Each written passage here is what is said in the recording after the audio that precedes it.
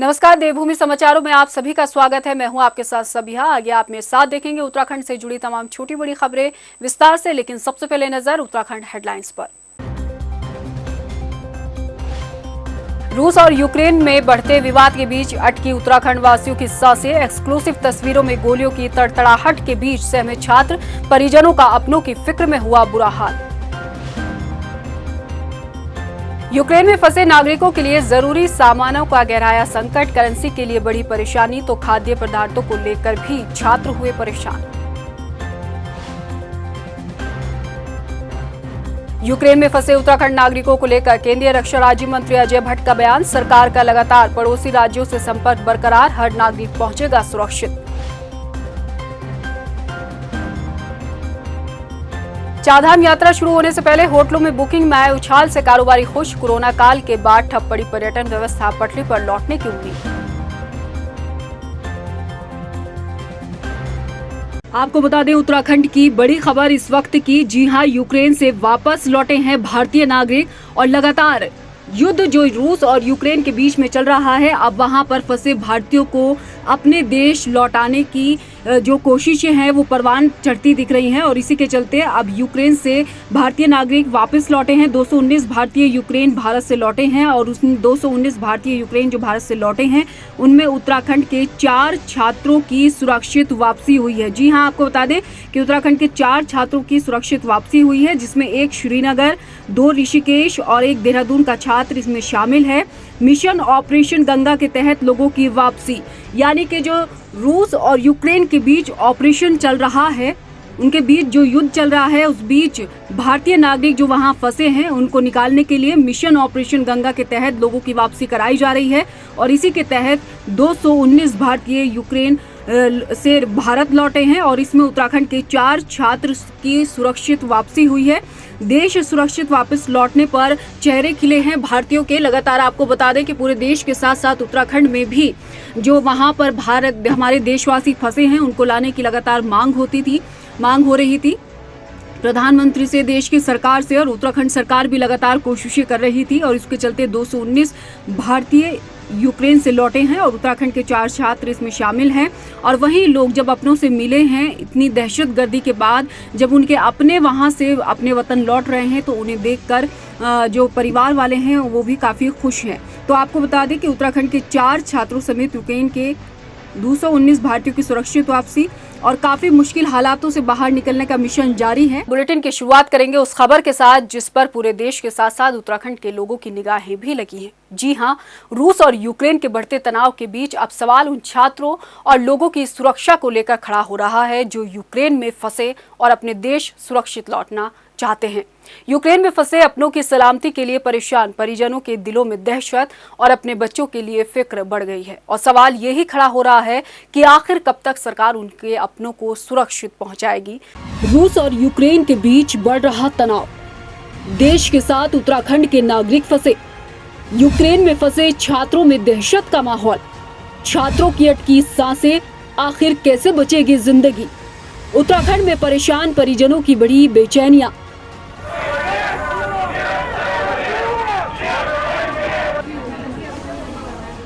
हमारी रिक्वेस्ट है कि सिर्फ हमें सेफ जगह पे लिए।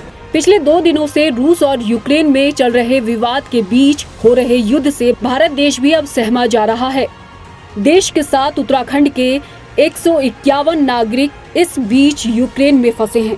यूक्रेन में लोग फंसे हैं और सांसें उत्तराखंड में थमने लगी हैं। लगातार हम आपको यूक्रेन में फंसे छात्रों की बातचीत से वाकिफ करा चुके हैं कि कैसे वहां फंसे छात्रों की जान पर बनाई है और अब धीरे धीरे उनके पास खाने पीने का सामान भी खत्म होने लगा है। उसी के खाद्यान्न का संकट वहां पर गहरा रहा है और खाने पीने की चीजें भी हो रही हैं। तो आपको किन दिक्कतों का सामना वहां पर फिलहाल करना पड़ रहा है? मैम, अभी तो हम लोगों ने खाने का स्टॉक तो पहले ही रख लिया था फ्लाइट में, बट अभी हम लोगों को वार्निंग दी जा रही है कि बाहर ना जाए, जहाँ पे हैं आप लोग वहीं रहे, क्योंकि यहाँ पे अभी मतलब वही like I think air strike और समथिंग वार्न किया है कि फायरिंग हो सकती है। तो अभी हम लोग सब लोग फ्लाइट में ही हैं और डरे हुए हैं। डरे हुए हैं। तो टिम्सी डरने की बात नहीं है, क्योंकि मैं आपको बता दूं कि उत्तराखंड शासन की तरफ से भी लगातार प्रयास किए जा रहे हैं। बीतते वक्त के साथ यूक्रेन में फंसे छात्रों की जिंदगी को लेकर अब सवाल खड़े होने लगे हैं और परिजन इस फिक्र में है कि क्या उनके बच्चे उनके पास सही सलामत पहुंच भी पाएंगे या नहीं। ये हम इसलिए कह रहे हैं कि यूक्रेन में फंसे छात्रों ने जो तस्वीरें हमें भेजी हैं, यकीनन वो डराने वाली हैं, दहशत से भरी हैं।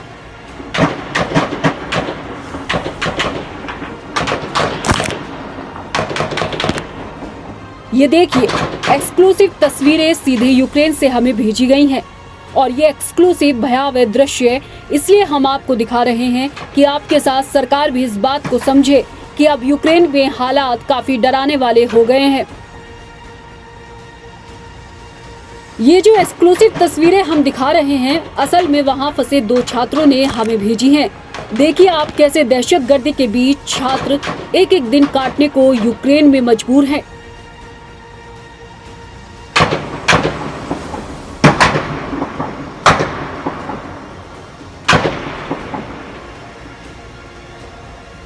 चारों तरफ से हो रही गोलियों की तड़तड़ाहट के बीच फंसे छात्र इतने सहम गए कि हमारे संपर्क करने पर भी उनसे कनेक्शन नहीं हो पा रहा।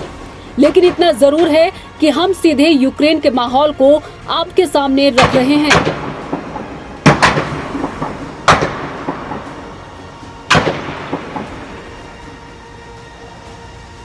इन सहमी और डरी तस्वीरों को देख अब छात्रों के परिजन की फिक्र भी बढ़ गई है और अपनों की सलामती के लिए दिन रात दुआएं मांगी जा रही हैं। हालांकि केंद्रीय रक्षा राज्य मंत्री अजय भट्ट इस बात का दावा जरूर कर रहे हैं कि सरकार रात दिन पड़ोसी राज्यों से संपर्क में है और यूक्रेन में फंसे हर उत्तराखंड नागरिक को सुरक्षित लाया जाएगा। 2020 में बेटा वहाँ से फर्स्ट ईयर में ज्वाइन किया था मेडिकल कॉलेज युहाना में। अभी 3rd ईयर चल रहा है उसका और वहाँ का माहौल बहुत डिफिकल्ट है।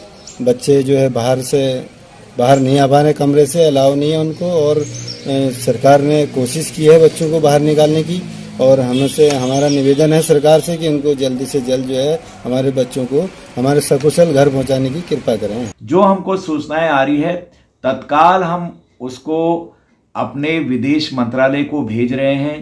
पासपोर्ट नंबर, उनका टेलीफोन, उनका एड्रेस और वहां जाके जो हमारे अधिकारीगण हैं, जो भी हमारे राजदूत इत्यादि जो भी वहाँ पर हमारे अधिकारी हैं, वो सारी की सारी टीम हमारी लगी हुई है। सरकार की पहली प्राथमिकता है कि सकुशल अपने नागरिकों को भारत लाया जाए। हमारी पड़ताल और यूक्रेन में फंसे छात्रों की आपबीती के बाद यकीनन वहाँ के हालात दिन पर दिन बिगड़ते जा रहे हैं और भारत सरकार का सुस्त रवैया भी कहीं न कहीं इसके पीछे कसूरवार माना जा रहा है। हालात गंभीर देखते हुए दिखाई जा रही तेजी शासन प्रशासन के साथ केंद्र सरकार अगर थोड़ा पहले दिखा देती तो शायद सभी नागरिक आज सुरक्षित लौट चुके होते, मगर देर अभी भी नहीं हुई है। सरकार को जल्द से जल्द सख्त कदम उठाकर अपने देश के नागरिकों और छात्रों को सुरक्षित लाना ही चाहिए। टाइम टीवी के लिए देहरादून से ब्यूरो रिपोर्ट। रूस और यूक्रेन के बीच हालात बद से बदतर होते जा रहे हैं। दोनों देशों के बीच छिड़े इस युद्ध में आम नागरिकों की सांसें भी थमी हुई हैं। संकट जहां एक तरफ युद्ध का है तो दूसरी तरफ रोजमर्रा की जरूरतें, जिससे जिंदगी का गुजारा होता है। लेकिन उन जरूरतों को पूरा करते करते अगर आपको जिंदगी ना बचने का खतरा सताने लगे तो यकीनन बेचैनियां बढ़ना लाजमी है। रूस और यूक्रेन के बीच छिड़ा युद्ध थमेगा या जारी रहेगा, ये बात की बात है। लेकिन इस वक्त सवाल सबके मन में यही है कि आखिर कैसे अपने देश सुरक्षित लौटा जाए। यूक्रेन में फंसे उत्तराखंड के नागरिकों और मेडिकल से जुड़े छात्रों को रोजमर्रा की जरूरतों का भी डर सता रहा है। तो छात्र इस बात के इंतजार में एक एक दिन गुजार रहे हैं कि कब उनको मदद मिलेगी। हालांकि बीतते वक्त के साथ लोगों को 2 वक्त की रोटी के साथ दवाई पानी के लिए भी वहां की करेंसी की परेशानी झेलनी पड़ रही है। सुबह से लगातार यूक्रेन के हालातों को हम आप तक पहुंचा रहे हैं ताकि सरकार तक उन लोगों की आवाज पहुंचे जो इस वक्त यूक्रेन में फंसे हैं। मैम अगर ऐसे ही रही तो हम लोगों को क्या पता मे बी हम लोग ये प्रॉब्लम फेस करें, क्योंकि अभी तक तो हम लोगों ने स्टॉक रखा है, बट हमें अगर टाइम से नहीं निकाल पाएंगे तो स्टॉक भी हमारा खत्म हो जाएगा और हमें फिर प्रॉब्लम फेसेस करनी पड़ेगी। और रही बात बैंक्स वगैरह की, बैंक्स में बहुत बड़ी बहुत लंबी लाइन वगैरह लगी है। और वहाँ पे मतलब वहाँ पे कितने बैंक्स में तो हमें मनी मिल ही नहीं रहे, क्योंकि यहाँ के जो खुद के जो नेटिव्स लोग हैं वो लोग भी अपने लिए पैसे निकाल रहे हैं, मतलब इनकी करेंसी निकाल रहे हैं, और हम लोग भी ट्राई कर रहे हैं तो खत्म हो जा रही है और हम लोग उतना मनी निकाल नहीं पा रहे हैं। तो अभी ऐसे ही होगा तो फिर हम लोगों को प्रॉब्लम हो सकती है मैम। खाने पीने की जरूरतों के साथ फंसे नागरिक तो ये भी नहीं जानते कि वे अपने देश कब लौटेंगे। इस बीच एक एक्सक्लूसिव ऑडियो क्लिप भी हम आपको सुनाना चाहेंगे। इस ऑडियो क्लिप में भारतीय एम्बेसी में बैठे नुमाइंदे भी ये नहीं जानते कि घर वापसी का रुख कब साफ होगा।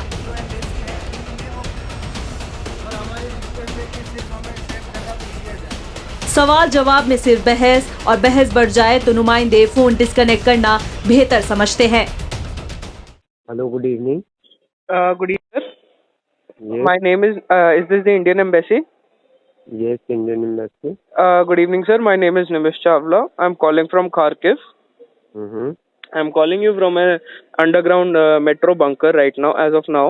So, Okay. sir, I just wanted to ask you that there are a lot of news which has been spreading that that Kharkiv has been overrun with Russian soldiers. Is there any update of what we should do? What is happening? What kind of update you need? That anything for us students who are on the eastern bank, what are we supposed to do as we lie wait for some kind of evacuation? As of now, there is no alternative of evacuation because of closure of everything. There is no point is open for anything. No movement is allowed. So that's why evacuation cannot be facilitated as of now. Okay, if I say I've lost an arm, what should I do? Lost and If I say I've lost an arm, what should I do? what you do? You will have to face whatever you are. Really? So you're trying to say that if I lose an arm, I'll face whatever I have to. Then what is the business of this? So what is the business of this helpline number? You are of no use to us. Helpline number is not for discussion. For What is the giving helpline number present for? situation. What the present situation I'm talking to you? There's a Sorry, telling- if you talk like that, I have to disconnect. We Sir, have no option I'll but to discuss. Sir, I'll happily disconnect because I don't find any solution. भारतीय embassy में इस रुख के बाद कोई नहीं जानता कि भारत के नागरिक कब लौटेंगे। बस एक उम्मीद और देश की सरकार से गुहार। Bureau report, time TV.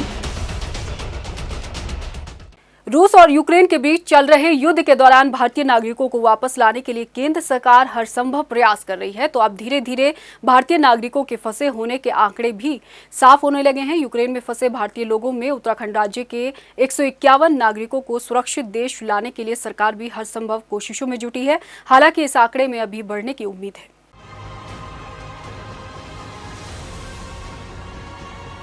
रूस और यूक्रेन के बीच चल रहे युद्ध की देश भर के साथ सोशल मीडिया पर अपडेट के लिए लोगों की टकटकी लगातार बनी हुई है। तो यूक्रेन में फंसे भारतीय नागरिकों को सुरक्षित देश लाने की कोशिशें भी अब तेजी से की जा रही हैं। यूक्रेन में फंसे भारतीय नागरिकों में 151 लोग उत्तराखंड से भी शामिल हैं। इनमें सबसे ज्यादा देहरादून जिले के 39 लोग शामिल हैं, जबकि उधम सिंह नगर के 20 लोग भी यूक्रेन में फंसे हैं। मेडिकल की पढ़ाई कर रहे स्टूडेंट भी प्रधानमंत्री नरेंद्र मोदी और सीएम पुष्कर धामी से सुरक्षित देश लौटने की मांग कर रहे हैं। और रही बात इवैक्यूएशन की, हमें पता नहीं है कि हम लोगों का इवैक्यूएशन कब करेंगे, बट बोला गया है कि हम करेंगे, बट श्योर नहीं है कब वो लोग स्टार्ट करेंगे। तो मैं यही बोलना चाहूँगी कि अपने प्राइम मिनिस्टर से, नरेंद्र मोदी से, कि हम लोगों को जल्दी से जल्दी यहाँ से निकाले और हम लोग सेफली घर पहुँच जाए, क्योंकि हर कोई बच्चा यहाँ पे बहुत डरा हुआ है। वहाँ पे लड़ाई हो रहा है। मेरा बेटा 2019 में गया हुआ है यहाँ पे, तीसरा साल उसका पढ़ाई पूरे होने वाला है। अब वहाँ पे इमरजेंसी पता नहीं वहाँ पे कैसे यहाँ पे युद्ध शुरू हो गए हैं। अब सरकार से अपील है कि जो अति शीघ्र हमारे बच्चे को वहाँ से लेके आए। उधर देश लौटने के इच्छुक नागरिकों की सुरक्षित वापसी के लिए लगातार प्रदेश सरकार हर संभव प्रयास कर रही है। मुख्यमंत्री पुष्कर धामी यूक्रेन में फंसे उत्तराखंड के छात्रों और अन्य लोगों की सुरक्षा के प्रति लोगों को लगातार आश्वस्त कर रही है। मुख्यमंत्री धामी लगातार बैठक कर अधिकारियों से अपडेट भी ले रहे हैं। साथ ही सीएम ने अधिकारियों को विदेश मंत्रालय के लगातार संपर्क में रहने के लिए भी कहा है। रूस और यूक्रेन के बीच चल रहे विवाद के मद्देनजर उत्तराखंड शासन ने एक हेल्पलाइन नंबर 112 भी जारी किया है। इस हेल्पलाइन नंबर पर आप फंसे अपनों की जानकारी दे सकते हैं।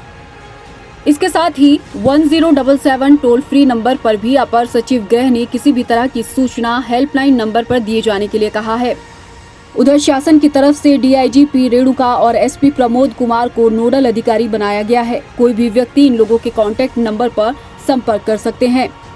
डीआईजी पी रेणुका का कॉन्टैक्ट नंबर है 7579278144 और पुलिस अधीक्षक प्रमोद कुमार को संपर्क करने के लिए आप इस मोबाइल नंबर 9837788889 पर कॉल कर सकते हैं।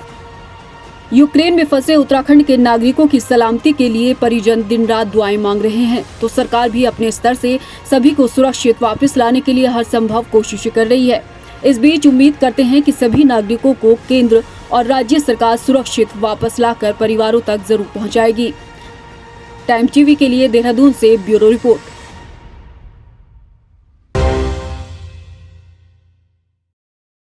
यूक्रेन में फंसे भारतीय नागरिकों को सुरक्षित वापस लाने के लिए सरकार लगातार प्रयास कर रही है। उत्तराखंड के भी कई छात्र यूक्रेन में फंसे हुए हैं, जिनकी वापसी के लिए परिजन सरकार से गुहार लगा रहे हैं। वहीं इस मामले पर पूर्व मुख्यमंत्री हरीश रावत ने भी गहरी चिंता जाहिर की है। उन्होंने कहा है कि इस मामले में भारत सरकार निश्चित तौर पर बातचीत कर रही होगी, लेकिन प्रधानमंत्री को देशवासियों को आश्वस्त करना चाहिए कि वहां फंसे नागरिकों को निकालने के लिए क्या कुछ कदम उठाए जा रहे हैं। उधर लोहाघाट की रहने वाली 2 छात्रा यूक्रेन में फंसी हैं। छात्रा ओसीन अधिकारी और शिवानी जोशी ने यूक्रेन से वीडियो जारी कर सूबे के मुख्यमंत्री पुष्कर सिंह धामी और प्रधानमंत्री नरेंद्र मोदी से मदद की गुहार लगाई है। दोनों ही छात्रा अपने देश लौटना चाहती हैं। हेलो, मैं ओसीन अधिकारी और मैं शिवानी जोशी। हम first year इवानो Francis national medical university के स्टूडेंट्स हैं। हम बेसिकली उत्तराखंड से बिलोंग करते हैं। हम मीडिया के मीडियम से अपनी बात प्राइम मिनिस्टर नरेंद्र मोदी जी तक पहुंचाना चाहते हैं कि हमें यहाँ से जल्द इवैक्यूएट किया जाए, क्योंकि कंडीशंस काफ़ी वर्स हो चुकी हैं, specially in the eastern parts of Ukraine. Ukraine की एयर बेसिस बंद हो चुके हैं, फ्लाइट्स कैंसिल हो गई हैं, बच्चों में काफ़ी पैनिक क्रिएट हो चुका है क्योंकि रशियन फाइटर प्लेन्स देखे गए हैं। बाहर जाने में सब में डर बैठा हुआ है एंड फूड क्राइसिस हो रहे हैं। हमें समझ नहीं आ रहा है क्या होगा आगे, क्योंकि एटीएम्स में भी कैश खत्म हो रहा है। एटीएम्स पे कैश अवेलेबल नहीं है एंड इंटरनेट ट्रांजैक्शंस में प्रॉब्लम हो रही है, इंटरनेट नेटवर्क पे प्रॉब्लम हो रही है। सो इसके थ्रू, इस वीडियो के थ्रू हम अपने CM of Uttarakhand and even prime minister से रिक्वेस्ट करते हैं कि जल्द से जल्द इवैक्यूएट किया जाए, क्योंकि हम नहीं जानते हम कब तक सेफ हैं यहाँ पे। यूक्रेन में तबाही का मंजर देखने को मिल रहा है। देश के 7 प्रदेश के भी कई नागरिक यूक्रेन में फंसे हैं, जिनके आने का देश इंतजार कर रहा है।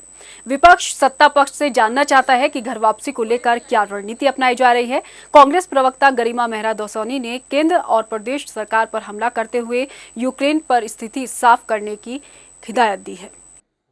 देखिए, तमाम देशों ने पहले ही एडवाइजरी जारी कर दी थी और हमारा देश एक तो उसी में पिछड़ गया एडवाइजरी जारी करने में कि घर वापसी कर लीजिए, वतन वापसी कर लीजिए, और उसके बाद अब आपके पास डेटा नहीं है। कहीं ना कहीं मोदी जी की भी सुस्ती इसमें नजर आती है और धामी जी की तो अथाह सुस्ती नजर आती है। 3-4 दिन से वहाँ बमबारी हो रही है, वहाँ जलजला आया हुआ है और यहाँ के कितने छात्र या कितने कामदार मजदूर वहाँ गए हुए हैं काम करने के लिए, उसका डेटा उत्तराखंड सरकार के पास नहीं है। इससे बड़ी शर्म की बात और क्या हो सकती है। गरिमा मेहरा दौसानी ने यूक्रेन पर भाजपा को सुस्त बताते हुए सीएम पुष्कर सिंह धामी पर आरोप लगाया है कि प्रदेश के मुखिया उत्तराखंड के अंदर खनन के पट्टे बांटने में व्यस्त हैं। भाजपा का फोकस शराब के कारोबार में है। सीएम साहब कहते हैं कि एनएसए अजीत डोभाल से बात की है, लेकिन क्या बातचीत की है ये जनता सीएम धामी से जानना चाहती है। धामी जी की तो अथाह सुस्ती नजर आती है। आप अवैध खनन के पट्टे बांटने में बिजी रहे, शराब के कारोबार में बिजी रहे, और कल पहला दिन है कि आपका बयान आ रहा है कि मैंने अजीत डोभाल से बात कर ली, मैंने फलाना से बात कर ली। इतने दिन से कहां सोए हुए थे आप? चारधाम यात्रा शुरू होने में अभी करीब 2 महीने बाकी है, मगर जिस तरीके से चारधाम यात्रा को लेकर हो रही बुकिंग का रिकॉर्ड अभी से परवान चढ़ने लगा है, उससे उम्मीद है कि 2 साल से कोरोना के चलते ठप पड़ी चारधाम यात्रा की रफ्तार पकड़ने से कारोबारियों को भी अच्छा मुनाफा होगा। एक रिपोर्ट।